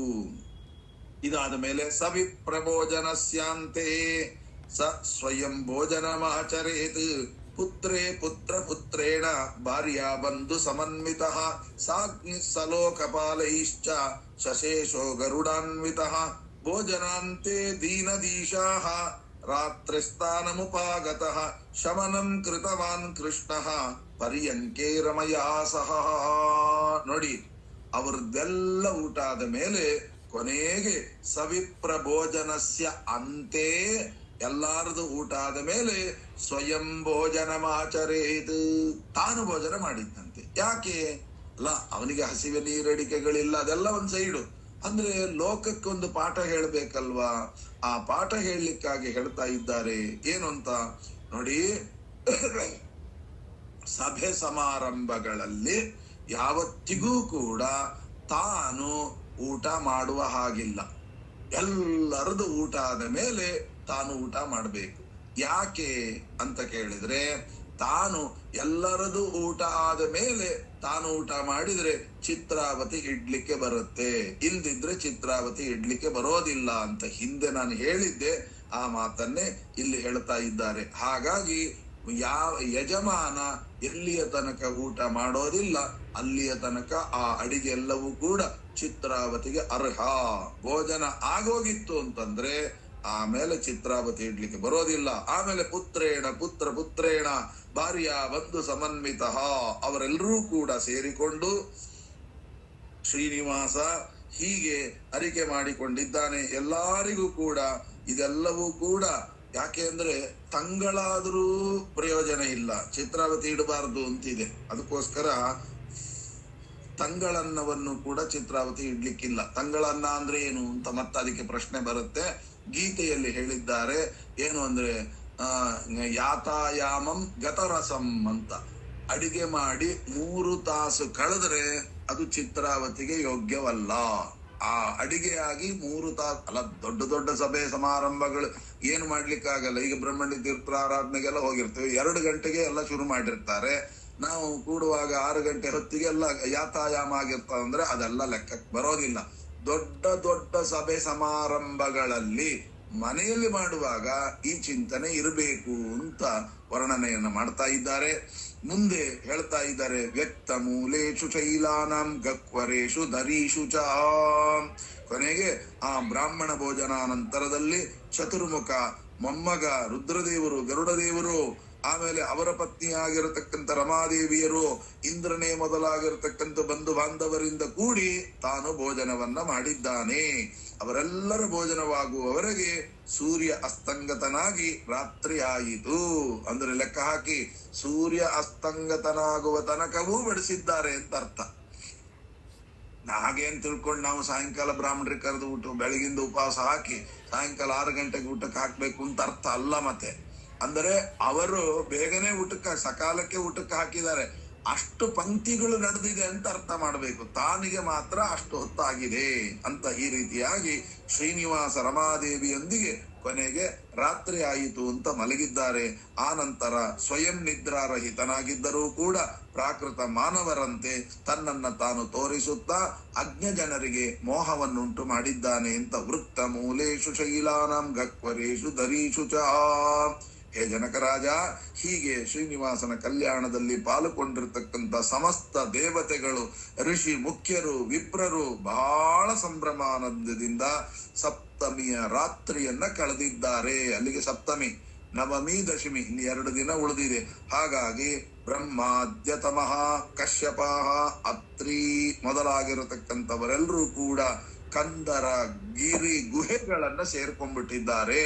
ಅವರೆಲ್ಲರಿಗೆ ಗಿರಿ ಗುಹೆಗಳಲ್ಲಿ ಸೇರ್ಕೊಂಡು ವೃಕ್ಷದ ನೆರಳಿನಲ್ಲಿ, ಬೆಟ್ಟ ಗುಡ್ಡಗಳಲ್ಲಿ, ಪೊದರುಗಳಲ್ಲಿ ಹೋಗಿ ಮಲಗಿದ್ದಾರೆ. ನೋಡಿ, ಪರಮಾತ್ಮ ಮಾತ್ರ ಹೀಗೆ, ಅವರು ಮಾತ್ರ ಅಲ್ಲಿ. ಅಂದ್ರೆ ಅರ್ಥ ಏನು? ಅದನ್ನೇ ಸಿಂಹಾಸನ, ಅರಮನೆ ಅಂತ ತಿಳಿದುಕೊಂಡು ಅವರ ಅನುಸಂಧಾನಗಳು. ಹಾಗೆ ಯಾರ್ಯಾರಿಗೆ ಕೆಲವರಿಗೆ ನೋಡಿ ಎಂತೆಂತ ಹಂಸತೂಲಿಕಾ ತಲ್ಪ ಕೊಟ್ರು ಕೂಡ ನಿದ್ದೆ ಬರಲ್ಲ. ಏನ್ರಿ ಅಂದ್ರೆ ಅಯ್ಯೋ ನಿದ್ದೆನೆ ಬರ್ತಾ ಇಲ್ಲ ಅಂತ. ಯಾಕೆಂದ್ರೆ ಮನೆಗೆ ಹೋಗಿ ತಂದೇನು ಅವ ಹರಕುಲು ಮುರುಕುಲು ಮಂಚ ಇರುತ್ತೆ, ಅದ್ರ ಮೇಲೆ ಮಲ್ಕೊಂಡ್ರೆ ಅವನಿಗೆ ನಿದ್ದೆ. ಅಂದ್ರೆ ತಾತ್ಪರ್ಯ ಜೀವನದಲ್ಲಿ ನಾವು ನಮ್ದು ಅಂತೇನಿದೆ ಅದರಲ್ಲಿ ಅನುಸಂಧಾನ ಬರುವ ಹಾಗೆ ಬೇರೆಯವರಲ್ಲಿ ಅನುಸಂಧಾನ ಬರುವುದಿಲ್ಲ. ಈಗ ನೋಡಿ, ನಮ್ಮದೇ ಆದಂತ ಬಂಗಾರ ತಟ್ಟೆಯಲ್ಲಿ ಊಟ ಮಾಡುವಾಗ ಆನಂದವೇ ಬೇರೆ. ಯಾರೋ ಮನೆಗೆ ಹೋದಾಗ ಅವರು ಬಂಗಾರ ತಟ್ಟೆ ಕೊಟ್ರೆ ನಮ್ಗೇನು ಆನಂದ ಇರಲ್ಲ. ಅದೇನು ಇವಾಗಲ್ಲ, ಇನ್ನೊಂದ್ ಸ್ವಲ್ಪ ಹೊತ್ತಿಗೆ ಬಿಟ್ಟು ಹೋಗ್ಬೇಕು ಅಂತ ಹೇಳಿಯೇ ಮಾಡ್ತಾರೆ ಹೊರತು ಯಾವತ್ತಿಗೂ ಕೂಡ ಅದನ್ನ ಕಂಟಿನ್ಯೂ ಮಾಡೋದಿಲ್ಲ ಅನ್ನುವಂತಹದ್ದು ಬಹಳ ಮುಖ್ಯವಾಗಿರ್ತಕ್ಕಂಥ ವಿಚಾರವನ್ನ ಹೇಳ್ತಾರೆ. ಹೀಗೆ ತತಃ ಪ್ರಭಾತೆ ವಿಮಲೆ ಶ್ರೀನಿವಾಸ ಸತಾಂಗತಿ ಗರುಡಂ ಪ್ರೇಷಯಾಮಾಸ ಬ್ರಹ್ಮಾಣಂ ಪ್ರತಿಭೂಮಿಪ ಸಗತ್ಯ ವಾಯುವೇಗೇನ ಬ್ರಹ್ಮಾಣಂ ತಲ್ಪ ಸಂಸ್ಥಿತಂ ಪ್ರತ್ಯುವಾಚ ಮಹಾರಾಜ ಪಕ್ಷಿರಾಟ್ ಪರಮಂ ವಚಃ. ಆ ನಂತರ ಮಾರನೇ ದಿನ, ಅಷ್ಟಮಿ ದಿನ ಬೆಳಿಗ್ಗೆ ಆಗಿದೆ. ಬೆಳಿಗ್ಗೆ ಅಂದ್ರೆ ಆ ಮಲಗುವಂತಹದ್ದೆಲ್ಲ ಅನುಸಂಧಾನಗಳನ್ನು ತುಂಬಾ ವರ್ಣನೆ ಮಾಡಿದ್ದಾರೆ. ಹೇಗೆ ಮಲಗಬೇಕು, ಯಾಕೆ ಮಲಗಬೇಕು ಇತ್ಯಾದಿಗಳೆಲ್ಲವೂ ಕೂಡ. ಯಾಕೆ ಅಂದ್ರೆ ಮಲಗುವ ಹೊತ್ತಿಗೆ ಪ್ರಾಜ್ಞನಾಮಕ ಪರಮಾತ್ಮ ನನ್ನನ್ನ ಆಲಿಂಗನ ಮಾಡಿಕೊಳ್ತಾ ಇದ್ದಾನೆ ಅಂತ ಅನುಸಂಧಾನ ಮಾಡಿಕೊಂಡು ಮಲಗಬೇಕಂತೆ. ಮಲಗುವಾಗ ಎಡಬದಿಗೆ ಮುಖ ಮಾಡಿ ಮಲಗಬೇಕು. ಬೆಳಿಗ್ಗೆ ಏಳುವಾಗ ಬಲಬದಿಗೆ ಮುಖ ಮಾಡಿಕೊಂಡು ಏಳಬೇಕು.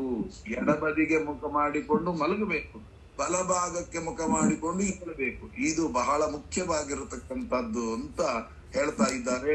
ಅದರಲ್ಲಿ ಆರೋಗ್ಯ ಕ್ರಮದಲ್ಲಿಯೂ ಕೂಡ ಹೌದೇ ಹೌದು. ಹಾಗಾಗಿ ಸಜ್ಜನರ ಮೇಲಿನ ಅನುಗ್ರಹ ಮಾಡುವುದಕ್ಕೋಸ್ಕರವಾಗಿ ಶ್ರೀನಿವಾಸ ದೇವರು ಚತುರ್ಮುಖ ಬ್ರಹ್ಮನ ಕರೆಸ್ತಾರೆ. ಕರೆಸಿ ಗರುಡನನ್ನ ಕರ್ಕೊಂಬ ಅಂತ ಹೇಳಿದಾಗ ಆ ಗರುಡನಾದರೂ ಕೂಡ ವಾಯುವೇಗದಿಂದ ಹೊರಟು ಬಂದು ಮಂಚದ ಮೇಲೆ ಮಲಗಿರುವಂತಹ ವಿರಂತಿಯನ್ನ ಕಂಡು ಶ್ರೀನಿವಾಸನನ್ನ ಕುರಿತು ಹೀಗೆ ಹೇಳ್ತಾ ಇದ್ದಾರೆ. ಗರುಡ ಉವಾಚ ಗಚ್ಚತಾತಾಂತಿಕೆ ಬ್ರಹ್ಮನು ವಸ್ತ್ರಾಲಂಕಾರ ಭೂಷಿತ ಹಂಸಮಾರುಹ್ಯ ಚಂದ್ರಬಂ ಗಂತುಂ ರಾಜೇಂದ್ರ ಪನ್ನಪಂ. ಅಂದ್ರೆ ಆ ಮಲಗಿ ಪ್ರಾಜ್ಞನಾಮಕರಾಗಿರತಕ್ಕಂತ ಪರಮಾತ್ಮ ಈ ಬಿಂಬ ಪ್ರತಿಬಿಂಬ ಭಾವವನ್ನ ಚಿಂತನೆ ಮಾಡಿಕೊಂಡು ಬ್ರಹ್ಮಾದಿ ಜೀವರು ನಿದ್ರೆ ಮಾಡಬೇಕು ಎಂಬಂತಹದ್ದನ್ನ ನಮಗೆ ಶಾಸ್ತ್ರ ತಿಳಿಸಿಕೊಡ್ತಾ ಇದೆ. ಇದಾದ ಮೇಲೆ ಬ್ರಹ್ಮದೇವರು ನೀನು ವಸ್ತ್ರಾಭರಣಗಳಿಂದ ಭೂಷಿತನಾಗಿ ಚಂದ್ರನಂತಿರುವ ಹಂಸವನ್ನ ಏರಿ ಆಕಾಶರಾಜನ ಪಟ್ಟಣಕ್ಕೆ ಪ್ರಯಾಣ ಮಾಡಲಿಕ್ಕೆ ಸಿದ್ಧ ಮಾಡು ಅಂತ ಹೇಳಿ ಕಳಿಸಿದ್ದಾನೆ ಶ್ರೀನಿವಾಸ. ಆದ್ದರಿಂದ ಈ ಕೂಡಲೇ ಹೊರಡು. ನೀನು ಹೊರಡುವ ಸೂಚನೆಯಾಗಿ ಎಲ್ಲ ವಾದ್ಯಗಳನ್ನ ಮೊಳಗಿಸು. ನೋಡಿ, ಅದಕ್ಕೋಸ್ಕರವಾಗಿ ಒಂದು ಮಂಗಳ ಕಾರ್ಯಕ್ಕೆ ಹೋಗ್ತೇವೆ ಅಂತಂದ್ರೆ ಮುಂದುಗಡೆ ನಾವು ವಾದ್ಯ ವಿಶೇಷಗಳನ್ನ ನುಡಿಸ್ಬೇಕು. ಆ ವಾದ್ಯಗಳು ಯಾಕೆ ಅಂತ ಹೇಳೋದಕ್ಕೆ 24 ವಾದ್ಯಗಳ ವಿವರಣೆಯನ್ನೆಲ್ಲ ಹಿಂದಕ್ಕೆ ಕೊಟ್ಟಿದ್ದೇನೆ. ಆದ್ದರಿಂದ ಅದನ್ನೆಲ್ಲ ಯಾಕೆ ಅಂತ ಕೇಳಿದಾಗ, ಅಂದರೆ ಎಲ್ಲದ ನೋಡುಗರಿಗೆ ಆ ವಾದ್ಯಗಳನ್ನ ನೋಡುವಾಗ ಯಾವುದೋ ಒಂದು ಮಂಗಳ ಸಮಾರಂಭಕ್ಕೆ ಹೋಗ್ತಾ ಇದ್ದಾರೆ ಅಂತನ್ನುವ ಅನುಸಂಧಾನ ಬರ್ಬೇಕಂತೆ. ಹಾಗಾಗಿ ಈ ರೀತಿಯಾಗಿ ಗಜಾನಾಂಚ ಹಯಾನಾಂ ವೃಷಭಾಚಲ ಮಂಡಲಂ ಪದಾತಿ ಅಂದ್ರೆ ಆಕಾಶರಾಜನ ಪಟ್ಟಣಕ್ಕೆ ಹೋಗುವಾಗ ಯಾರ್ಯಾರಿದ್ರು? ಮೊದಲಿಗೆ ಬ್ರಹ್ಮದೇವರು ಪುರೋಹಿತಂ ಪುರಸ್ಕೃತ್ಯ, ಪುರೋಹಿತರನ್ನ ವಶಿಷ್ಠರನ್ನ ಮುಂದೆ ಮಾಡಿಕೊಂಡು ಶ್ರೀನಿವಾಸ ಹೋಗ್ತಾ ಇದ್ದಾನೆ. ಯಾವುದೇ ಮಂಗಳ ಕಾರ್ಯಕ್ಕೆ ಹೋಗಬೇಕಾದ್ರೆ ಪುರೋಹಿತರನ್ನ ಮುಂದೆ ಮಾಡಿಕೊಂಡು ಹೋಗಬೇಕು. ಆಗ ವಿಲಂಬಿ ಕ್ರಿಯತೆ ಕಸ್ಮಾತ್ ಗಮನಾರ್ಥಂ ಪಿತಾಮಹ ವಯೋಜಲಂ ಜಲಂ ಸರ್ವಂ ರಾಜಾನ ನೃಪಸ್ಯ ಚ.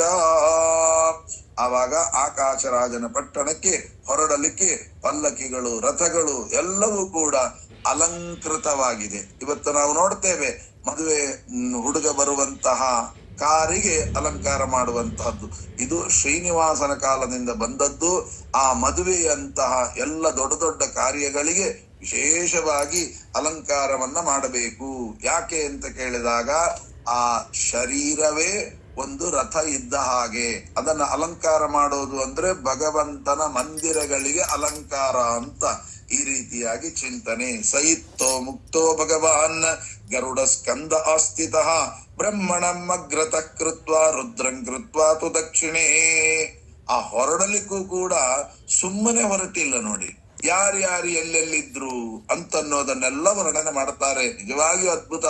ಅಂದ್ರೆ ಇಂಥ ದೇವತೆಗಳೇ ಮುಂದೆ ಇದ್ರು, ಇಂಥ ದೇವತೆಗಳೇ ಬಲಬದಿಯಲ್ಲಿದ್ರು, ಇಂಥ ದೇವತೆಗಳೇ ಎಡಬದಿಯಲ್ಲಿದ್ರು, ಇಂಥ ದೇವತೆಗಳೇ ಹಿಂದೆ ಇದ್ರು. ನಾವು ಇದ್ರೊಳಗೆ ಕೇಳುತ್ತೇವೆ, ಯಾದವಾರ್ಯರ ಕಥೆಯಲ್ಲಿ ಕೇಳುತ್ತೇವೆ. ಯಾದವಾರ್ಯರು ಅವರ ಕ್ಷೇತ್ರದಲ್ಲಿದ್ದೇನೆ, ಆದ್ದರಿಂದ ಒಂದು ಮಾತು ಹೇಳಬೇಕು ಅಂತ ಅವರು ಇವರಿಗೆ ಹೇಳಿದ್ರಂತೆ. ವೇದೇಶ ತೀರ್ಥರ ಶಿಷ್ಯರು. ವೇದೇಶ ತೀರ್ಥರು ಅಂದ್ರೆ ಇವರು ವಜ್ರ ವ್ಯಾಪಾರಿಗಳು. ವಜ್ರ ವ್ಯಾಪಾರಿಗಳು ಒಂದೂರಿಂದ ಒಂದೂರಿಗೆ ಹೋಗ್ಬೇಕಾಗ್ತದೆ ಕಾಡಿನ ಮಾರ್ಗದಲ್ಲಿ. ಅದಕ್ಕೆ ಅವ್ರು ಹೇಳಿದ್ರಂತೆ, ನೀನು ಬಾ, ಪಾಠ ಹೇಳ್ತೇನೆ. ಯಾವುದೂ ಹೇಳಲಿಲ್ಲಂತೆ, ಒಂದು ಶ್ಲೋಕ ಹೇಳ್ತೇನೆ, ಯಾವುದೇ ಮಾರ್ಗದಲ್ಲಿ ಪ್ರಯಾಣ ಮಾಡುವಾಗ ಈ ಶ್ಲೋಕ ಹೇಳುಕೋ ಅಂತ. ಅದೇ ಇದು ಏನಂತೆ, ಇದು ಅಗ್ರತೋ ನಾರಸಿಂಹಶ್ಚ ಪೃಷ್ಠತೋ ಗೋಪಿನಂದನಃ ಉಭಯೋಃ ಪಾರ್ಶ್ವಯೋರಾಸ್ತಾಂ ಶಶರೌ ರಾಮಲಕ್ಷ್ಮಣೌ. ಮುಂದುಗಡೆ ನರಸಿಂಹದೇವರು ನಮ್ಮನ್ನ ಕಾಪಾಡ್ತಾ ಇರ್ತಾರೆ ಅಂತ ತಿಳ್ಕೋ, ಹಿಂದುಗಡೆ ಗೋಪಾಲಕೃಷ್ಣ ಗೋಪೀನಂದನ ಕಾಪಾಡ್ತಾನೆ ಅಂತ ತಿಳ್ಕೋ.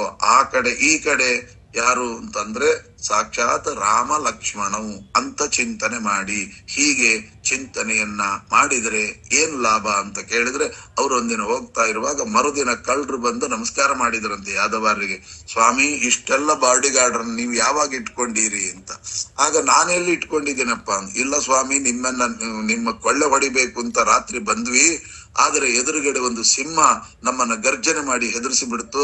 ಸರಿ, ಹಿಂದೆ ಹೋಗೋಣ ಅಂತಂದ್ರೆ ಗೋಪಿ ಚಕ್ರಧಾರಿಯಾಗಿರ್ತಕ್ಕಂತಹ ಒಬ್ಬ ವ್ಯಕ್ತಿ ಚಕ್ರ ಹಿಡ್ಕೊಂಡು ನಿಗಿ ನಿಗಿ ನಿಗಿ ನಿಗಿ ಕೆಂಡದಂತೆ ಇದೆ.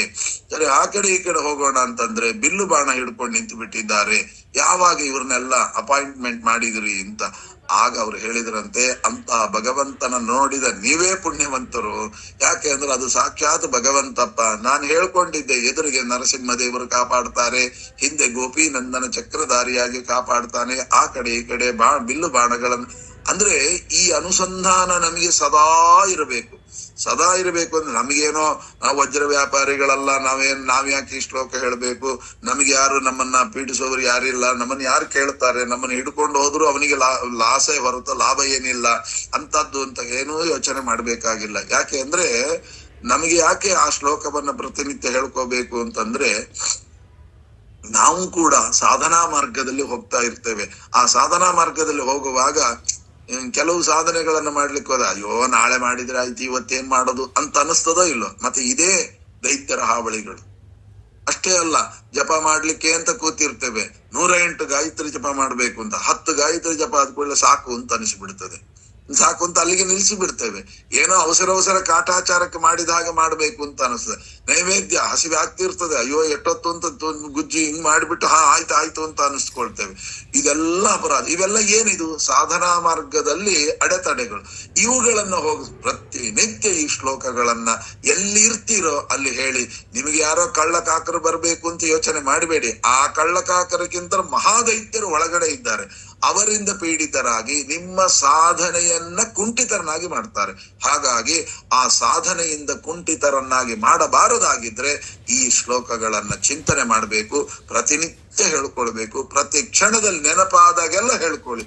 ಆವಾಗ ಊಟ ಮಾಡ್ತಿರ್ತೀವಿ, ಏನೋ ಭಗವಂತನ ಸ್ಮರಣೆ ಮಾಡ್ಬೇಕು, ಯಾವ್ದೋ ಹಾಳು ಹರಟೆಗಳನ್ನ ಕೇಳಲಿಕ್ಕೆ ಕಿವಿ ಇಷ್ಟಪಡ್ತದೆ. ಯಾಕೆ? ಆ ದೈತ್ಯ ಬಂದ್ ಕೂತ ಅಂತ ಅರ್ಥ. ಯಾವನೋ ಹಾಳು ಹರಟೆ ಹೊಡಿತಾ ಇದ್ರೆ ಅದನ್ನ ಕೇಳ್ಬೇಕು ಅನಿಸ್ತದೆ. ಭಗವಂತನ ಮಹಿಮೆಯನ್ನು ಹೇಳ್ತಾ ಇದ್ರೆ ಕೇಳ್ಬೇಕು ಅಂತ ಅನ್ಸಲ್ಲ. ಮತ್ತೆ ಇದೆಲ್ಲ ದೋಷ ಅಲ್ವಾ? ಇದೆಲ್ಲ ನಾವು ಮೊದಲಿಗೆ ಊಟ ಮಾಡೋದಕ್ಕಿಂತ ಮುಂಚೆ ಆಗಲಿ ಅಗ್ರತೋ ನಾರಸಿಂಹಶ್ಚ ಪೃಷ್ಠತೋ ಗೋಪಿನಿ. ಯಾವ ದೈತ್ಯರು ನಿಮಗೆ ಅದನ್ನು ಒಂದು ಯಜ್ಞದಂತೆ ನಡೆಸಿ ಬಿಡ್ತಾರೆ, ಯಾವ ದೈತ್ಯರು ಅದಕ್ಕೆ ಅಡ್ಡಿ ಉಂಟು ಮಾಡೋದಿಲ್ಲ ಅಂತನ್ನುವಂತ ಮಾತನ್ನ ಶಾಸ್ತ್ರಕಾರ ಹೇಳ್ತಾರೆ. ಹಾಗಾಗಿ ಯಾವ ಯಾವ ದೇವತೆಗಳು ಎಲ್ಲೆಲ್ಲಿ ಇರ್ತಾರೆ ಎಂಬ ತಾರತಮ್ಯಂ ತಥೋಜ್ಞೇಯಂ. ಈ ರೀತಿಯಾಗಿ ದೇವರು ಹೇಳ್ತಾನಂತೆ, ನೀನು ಮುಂದೆ ಇರೋ, ನೀನ್ ಈ ಕಡೆ ಇರೋ, ನೀನ್ ಈ ಕಡೆ ಇರೋ, ನಿನ್ ರಥ ಇಂಥ ಅಲಂಕಾರ, ಪ್ರತಿ ಒಂದು ಐಟಮ್ಸ್ ಹೀಗೆ ಆಗಬೇಕು ಅಂತ ಹೇಳಿ ಪ್ರತಿ ಒಂದನ್ನು ಕೂಡ ವಿಸ್ತಾರವಾಗಿ ವರ್ಣನೆ ಮಾಡಿದ್ದಾರೆ. ಸುಮರ್ಧ ಸ್ತಂಭ ಭೂತಃ ಪಶೂನಾಂ ಅನುಶಾನಿಕ. ಆ ಪಶುಗಳು ಬರ್ತಾ ಇದೆ ಅಂತ, ಅವುಗಳಿಗೆಲ್ಲ ಅಲಂಕಾರ, ಕುದುರೆಗಳಿಗೆ ಒಂದು ಅಲಂಕಾರ, ಎತ್ತಿಗೊಂದು ಅಲಂಕಾರ, ಆನೆಗಳಿಗೊಂದು ಅಲಂಕಾರ, ಎಲ್ಲವೂ ಅದ್ಭುತವಾಗಿ ನಡೀತಾ ಇದೆ. ಅನ್ಯೋನ್ಯ ಯಾಕೆ ಅಂತಂದ್ರೆ, ಆ ಪಶುಗಳಿಗೆ ಅಲಂಕಾರ ಯಾಕೆ ಮಾಡ್ಬೇಕು ಅಂತಂದ್ರೆ, ಆ ಪಶುಗಳಲ್ಲಿ ಅಷ್ಟು ದೇವತೆಗಳಿದ್ದಾರೆ ಅಂತ ಚಿಂತನೆ ಮಾಡ್ಬೇಕು. ಇವತ್ತು ನಮ್ಮ ಶರೀರಕ್ಕೂ ಕೂಡ ನಾವೇನು ಹೊಸ ಡ್ರೆಸ್ ಹಾಕೊಂತೀವಲ್ಲ, ಯಾವತ್ತಿಗೂ ನನ್ನ ದೇಹಕ್ಕೆ ನಾನು ಅಲಂಕಾರ ಮಾಡಿಕೊಂಡೆ ಅಂತ ಬರ್ಲೇಬಾರ್ದು. ಯಾವುದೇ ವಸ್ತ್ರ ಹಾಕೊಂಡ್ರು ಕೂಡ ಏನ್ ಚೆನ್ನಾಗ್ ಕಾಣ್ತಾ ಇದ್ದೀರಿ ಅಂತಂದ್ರೆ ಅರ್ಥ ಏನು, ಒಳಗಿರತಕ್ಕಂತ ಭಗವಂತನ ಮಂದಿರ ಚೆನ್ನಾಗಿ ಕಾಣ್ತಾ ಇದೆ ಅಂತ ಅರ್ಥ ಅಂತ ಆ ಕ್ಷಣದಲ್ಲಿ ತಲೆಯಲ್ಲಿ ಬಂದ್ಬಿಡ್ಬೇಕು. ಯಾರೋ ಹೊಗಳ್ತಾರೆ, ಏನ್ ಆಚಾರ್ಯ ಎಂತ ವಿದ್ವಾಂಸರು, ಏನ್ ಚೆನ್ನಾಗಿ ಹೇಳಿದಿರಿ, ತಕ್ಷಣದಲ್ಲಿ ಬರ್ಬೇಕು ಏನಂತ, ಒಳಗಿರತಕ್ಕಂತ ಭಗವಂತ ಚೆನ್ನಾಗಿ ನುಡಿಸಿದ್ದಾನೆ ಅಂದರೆ ಆ ಭಗವಂತನೇ ಒಳ್ಳೆ ಮಾತುಗಳು ನುಡಿದಿದ್ದಾನೆ, ಅದನ್ನ ಕೇಳಿ ಅವರು ಸಂತೋಷ ಪಟ್ರು. ಈ ಸಂತೋಷ ಎಲ್ಲ ಯಾರಿಗೆ? ಆ ದೇವರಿಗೆ ಅಂತ. ನಾವು ಯಾವತ್ತು ಯಾರಾದರೊಬ್ರು ಬಂದು ನಮಸ್ಕಾರ ಮಾಡಿದ್ರು ಅಂದ್ರೆ ಆ ನಮಸ್ಕಾರ ಒಳಗಿರತಕ್ಕಂತ ಬಿಂಬರೂಪನಾದ ಪರಮಾತ್ಮನಿಗೆ, ನಾರಾಯಣ ಕೃಷ್ಣ ಅಂತ ಅಂದ್ಬಿಡ್ಬೇಕು. ಅದನ್ನು ಈ ರೀತಿಯಾಗಿರುವಂತ ಅನುಸಂಧಾನಗಳು ನಮಗೆ ಬರಬೇಕಾದ್ರೆ ನಾವೇನ್ ಮಾಡ್ಬೇಕು, ಅದನ್ನ ತಪ್ಪಿಸುವಂತಹ ದೈತ್ಯರಿರ್ತಾರೆ. ಆ ದೈತ್ಯರು ನಮ್ಮ ಒಳಗಡೆ ಬರಬಾರದು ಅಂತಾಗಿದ್ರೆ ಮೊದಲು ನಾವು ಈ ಶ್ಲೋಕ ಹೇಳ್ಕೊಂಡಿರ್ಬೇಕು. ಯಾರಾದ್ರೂ ನಮ್ಮನ್ನು ಹೊಗಳ್ತಾ ಇದ್ದಾರೆ ಅಂದ್ರೆ, ಅಗ್ರತೋ ನಾರಸಿಂಹಶ್ಚ ಪೃಷ್ಠತೋ ಗೋಪಿನಂದನ ಉಭಯೋಹೋ ಪಾರ್ಶ್ವಯೋರಾತ್ತಾಂ ಸಸರೋ ರಾಮ ಲಕ್ಷ್ಮಣ. ಮುದಾಯ್ತು, ನಿಮ್ಗೆ ಅಹಂಕಾರವೇ ಬರೋದಿಲ್ಲ. ನನ್ನನ್ನು ಹೊಗಳ್ತಾ ಇದ್ದಾರೆ, ಬರ್ಲೇಬಾರ್ದು. ಅದು ಬಂತು ಅಂದ್ರೆ ಸಾಧನೆ ಹಾಳಾಗೋಯ್ತು ಅಂತ ಅರ್ಥ. ಯಾಕೆ ಅಂದ್ರೆ ಇದೊಂದು ದೇಹಕ್ಕೊಂದು ವೀಕ್ನೆಸ್ ಇದೆ. ಏನು ವೀಕ್ನೆಸ್? ಯಾರು ಹೊಗಳಿ ಬಿಟ್ರೆ ಉಬ್ಬಿ ಬಿಡುವಂತ ಕೆಲವೊಂದು ವೀಕ್ನೆಸ್. ಏನು? ಗಾಳಿ ಒಳಗ್ ಬಂತು ಅಂದ್ರೆ ನಾನು ಒಡೆದೋಗ್ತೇನೆ ಅಂತ ಕೂಡ ಅದಕ್ಕೆ ಗೊತ್ತಿಲ್ಲ. ಗಾಳಿ ಬಂತು ಅಂದ್ರೆ ಖುಷಿಯಿಂದ ಉಬ್ಬುತ್ತೆ. ಈ ಬೆಲವಂತರ್ನ ಈ ಶರೀರ ಯಾರು ಹೊಗಳು ಬಿಟ್ರು ಅಂದ್ರೆ ಉಬ್ಬುತ್ತಾನೆ ಕೊನೆಗೊಂದು ಅದು ಡಬ್ಬ ಅನಿಸ್ತದೆ ಅಂತ ಗೊತ್ತಿದ್ರು ಕೂಡ ಉಬ್ಬುತ್ತಾನೆ. ಆದ್ದರಿಂದ ಈ ಶ್ಲೋಕಾದಿಗಳನ್ನು ಹೇಳಿದ್ರೆ ಯಾವ ಉಬ್ಬಿಲ್ಲ, ಹಿಗ್ಗಿಲ್ಲ, ಏನಿಲ್ಲ, ಒಂದೇ ತರ ಆ ರೀತಿಯಾಗಿ ಇರಬೇಕು. ಜ್ಞಾನಿಗಳನ್ನು ನೋಡಿ ಕಲಿಬೇಕು. ಅದಕ್ಕೋಸ್ಕರವಾಗಿ ಅಂತಹ ಜ್ಞಾನಿಗಳ ಚಿಂತನೆ ಸದಾ ನಾವು ಮಾಡಬೇಕು ಅಂತ ಹೇಳಿ, ಗಮನೆ ವಾಸುದೇವಸ್ಯ ದೇವಾನಾಂ ಅಪಿ ಭೂಮಿಪಃ ಋಷೀಣಾಂ ಪೂರ್ವದೇವಾನಾಂ ಗಂಧರ್ವಾಣಾಂ ತಪಸ್ವಿನಾಂ. ಯಾರ್ಯಾರಿದ್ರು ದೇವತೆಗಳು, ಮುನಿಗಳು, ರಾಕ್ಷಸರು, ಗಂಧರ್ವರು, ಮನುಷ್ಯರು ಕಿಕ್ಕಿರಿದು ತುಂಬಿದ್ದಾರಂತೆ. ರಾಕ್ಷಸರು ಬಂದ್ರ ಅಂತ, ಆ ರಾಕ್ಷಸರಲ್ಲ, ದೇವತೆಗಳಲ್ಲಿ ಒಂದು ರಾಕ್ಷಸರು ಅಂತ ಒಂದು ಗುಂಪಿದೆ, ಆ ಗುಂಪುಗಳು ಬಂದ್ರು ಅಂತ ಅರ್ಥ. ಕೊನೆಗೆ ಸಂಭೂತಾತ್ಮ ಪಶೂನಾಂ ಮಾನುಷಾತ್ಮಜಾಂ ವನಿತಾನಾಂಚ ವೃದ್ಧಾನಾಂ ಬಾಲಾನಾಂ ರಕ್ಕಸಾಮಪಿ. ಆ ಬಾಲ ವೃದ್ಧರಿಂದ ಕೂಡಿಕೊಂಡು ಶ್ರೀನಿವಾಸನ ಕಲ್ಯಾಣಕ್ಕೆ ಒಂದು ಸ್ವಾಮಿಗಳಿಗೆ ರಥದಲ್ಲಿ ಮೆರವಣಿಗೆ ಮಾಡ್ತಾರೆ ಅಂದ್ರೆ ನಾವು ಎಷ್ಟು ವೇಷಗಳನ್ನು ಹಾಕೊಳ್ತೇವೆ, ಎಷ್ಟು ಕುಣಿತೇವೆ, ಎಷ್ಟು ನಲ್ತೇವೆ, ಎಷ್ಟು ಆನಂದ ಪಡ್ತೇವೆ. ಒಂದು ಸ್ವಾಮಿಗಳು ರಥದಲ್ಲಿ ಕೂತುಕೊಂಡು ಅವರಿಗೆ ಮೆರವಣಿಗೆ ಆಗುತ್ತೆ ಅಂದ್ರೇನೆ ಇಷ್ಟು ಖುಷಿ. ಸಾಕ್ಷಾತ್ ಭಗವಂತನ ಮುಂದೆ ನಾವು ಹೋಗ್ತೇವೆ ಅಂದ್ರೆ ಏನು ಆನಂದ. ನಿಜವಾಗಿಯೂ ಕೂಡ ಒಂದು ಭಗವಂತ ರಥದಲ್ಲಿ ಕೂತದ್ದನ್ನ ನೋಡಿದ್ರೆ ಸಾಕಂತೆ, ಅದನ್ನು ಕಣ್ತುಂಬಿಸಿಕೊಂಡ್ರೆ ಸಾಕಂತೆ. ಪುನರ್ಜನ್ಮ ನ ವಿದ್ಯತೆ, ಮತ್ತೆ ಜನ್ಮವೇ ಇಲ್ಲಂತೆ. ಅಷ್ಟು ಅದ್ಭುತ. ಅಂದ್ರೆ ಒಬ್ಬ ಸ್ವಾಮಿಗಳು ಭಗವಂತನ ಸನ್ನಿಧಾನೋಪೇತರಾಗಿರತಕ್ಕಂಥ ಒಬ್ಬ ಸ್ವಾಮಿಗಳ ಮೆರವಣಿಗೆ ನಡೀತಾ ಇದ್ರೆ ನೋಡಿದ್ರೇನೇ ಮಹಾಪುಣ್ಯ. ಇನ್ನು ಸಾಕ್ಷಾತ್ ಭಗವಂತ ರಥದಲ್ಲಿ ಕೂತಿಯನ್ನು ಉಡುಪಿಗೆ ಬಂದ್ರೆ ಪ್ರತಿನಿತ್ಯ ರಥದಲ್ಲಿ ಆ ಕೃಷ್ಣ ಹೋಗ್ತಾನೆ. ಅದನ್ನ ಕಣ್ಣು ತುಂಬಿಸಿಕೊಂಡ್ರೆ ಎಂತಹ ಜನ್ಮ ಸಾರ್ಥಕ, ನಿಜವಾಗಿಯೂ ಅದ್ಭುತ. ಅಂದರೆ ಅದನ್ನ ನೋಡಿದವನಿಗೆ ಪುನರ್ಜನ್ಮ ಇಲ್ಲ. ಅದನ್ನ ಆ ರಥವನ್ನ ಎಳೆದ್ರೆ ಒಂದೊಂದಕ್ಕೂ ಫಲ ಹೇಳ್ತಾರೆ. ಹಗ್ಗ ಹಿಡಿದು ಎಳೆದ್ರೆ ಒಂದು ಅನಂತ ಪುಣ್ಯ, ಸುಮ್ಮನೆ ಆ ಕೈಯಿಂದ ತಳ್ಳಿದ್ರೆ ಒಂದು ಅನಂತ ಪುಣ್ಯ, ಕಣ್ತುಂಬ ನೋಡ್ಕೊಳ್ಳುವಂತಹದ್ದು. ಇವೆಲ್ಲವೂ ಕೂಡ ಒಂದೊಂದು ವೈಭವೋಪೇತ. ಅದೆಲ್ಲ ಸುಮ್ಮನೆ ಏನೋ ಮಾಡ್ತಾರೆ. ಆ ರಥದ ಮುಂದೆ ಪಟಾಕಿ ಹಚ್ಚೋದು, ಆ ಬಟ್ಟೆಗೆ ಬೆಂಕಿ ಹಚ್ಚಿ ಮತ್ತೆ ದೃಷ್ಟಿ ತೆಗಿ, ಇವೆಲ್ಲದಕ್ಕೂ ಕೂಡ ಒಂದೊಂದಕ್ಕೂ ಅರ್ಥ ಇದೆ. ಆ ಅರ್ಥವನ್ನ ತಿಳಿದುಕೊಂಡು ಆ ರಥೋತ್ಸವದಲ್ಲಿ ನಾವು ಭಾಗಿಯಾದರೆ ಅಂತಹದ್ದನ್ನ ದೇವತೆಗಳು ಶ್ರೀನಿವಾಸನ ಮೆರವಣಿಗೆಯಲ್ಲಿ ಕಾಣ್ತಾ ಇದ್ದಾರೆ, ಮದುವೆಗೆ ಹೋಗುವಂತ ಶ್ರೀನಿವಾಸನಲ್ಲಿ ಅದನ್ನು ಕಾಣ್ತಾ ಇದ್ದಾರೆ ಅಂತನ್ನುವಂತ ಚಿಂತನೆಯನ್ನು ಮಾಡ್ತಾ, ಹಾಗಾದ್ರೆ ಮುಂದೆ ಅವರು ಆ ಮೆರವಣಿಗೆಯನ್ನು ಹೇಗೆ ಹೆಚ್ಚಿದ್ರು ಅಂತನ್ನುವಂತಹದ್ದು ಮತ್ತೆ ನಾಳೆ ಸೇರಿದ ಹೇಳ್ತಾ ಆಸ್ಮದ್ ಗುರುವಂತರ್ಗತ ರಾಘವೇಂದ್ರ ಗುರುವಂತರ್ಗತ ಭಾರತೀ ನಮನ ಮುಖ್ಯ ಪ್ರಾಣಾಂತರ್ಗತ ಸೀತಾಪತಿ ಶ್ರೀರಾಮಚಂದ್ರಾಭಿನ್ನ ಶ್ರೀದೇವಿ ಭೂದೇವಿ ಸಮೇತನಾದ ಪದ್ಮಾವತಿ ಸಮೇತನಾದ ಶ್ರೀನಿವಾಸ ದೇವರ ಅಡಿದಾವರೆಗಳಲ್ಲಿ ಈ ಕುಸುಮಗಳನ್ನು ಅರ್ಪಿಸುತ್ತಾ ಶ್ರೀಕೃಷ್ಣಾರ್ಪಣ